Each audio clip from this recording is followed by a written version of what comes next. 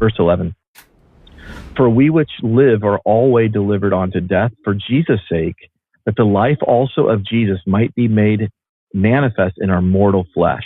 So this is, in a lot of ways, this is Paul just reiterating his point here. I wrote on our handout, since we live in constant danger, we have consistent opportunities to share the life of Christ. We're always being delivered unto death for Jesus' sake, it says in this verse.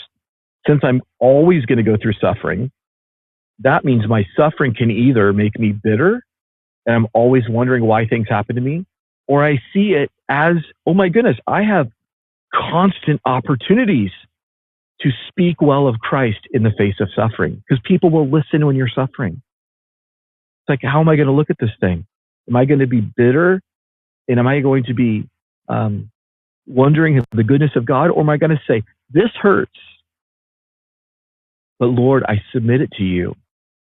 You know, we have one lady at our church that her heart is for single moms that had, children that were unexpected, that they were, 15, 16, 17-year-olds that are having babies, and her heart is to minister to these single moms. Mm-hmm.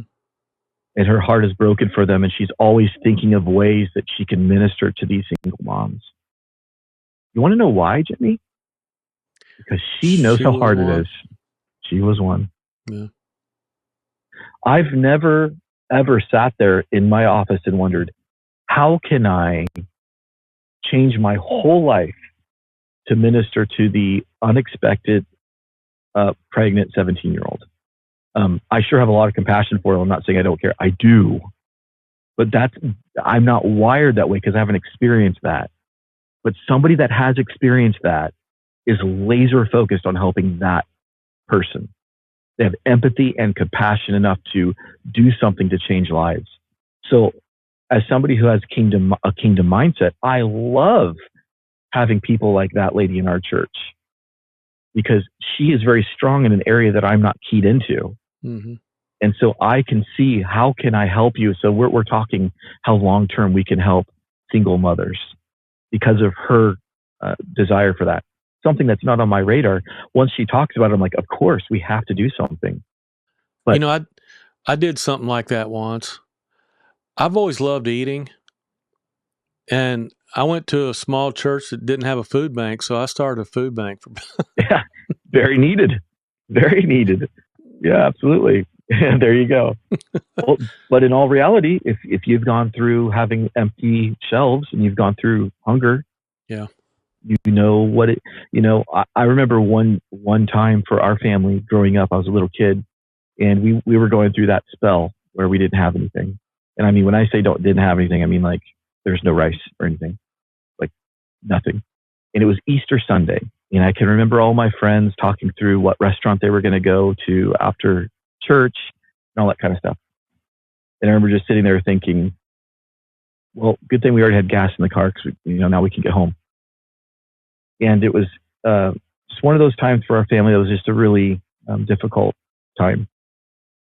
And Jimmy, I don't have any idea to this day. My family doesn't know who this is. Keep in mind, we lived, I think, about 50 minutes from our church in Seattle, and we traveled quite a distance to get to church. When we got home, there were 6 of us in a little small little compact car. By the time we got home, Jimmy, I don't know how, we still don't know who, but our whole front porch was filled with groceries. Filled with groceries. And to this day, and that doesn't make me cry, still 40, 30 plus years ago, whatever. And because I can remember seeing my mom's face.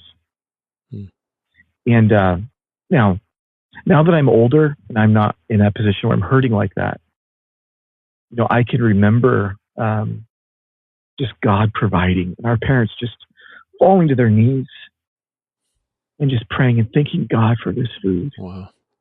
Now, I am very affected to this day when I know somebody doesn't have enough to eat, because of going through moments of, as a little kid, you didn't eat that day. So now when I hear Do you know how easy it is for me right now, if I physically can take $100 and buy, a family groceries? Do you know how easy that is for me to do now? Super easy. Because I was on the recipient end of that when I was a little kid. That suffering has allowed me to have more than enough compassion. I mean, I look for ways to do that. Yeah. So anyway, good point. What we go through, God can use. So verse number 11, I think I already said it. I have written down, since we live in constant danger, we have consistent opportunities to share the life of Christ. Look at this. If you like this video, hit that like and subscribe button, and check out the full episode by clicking the link below.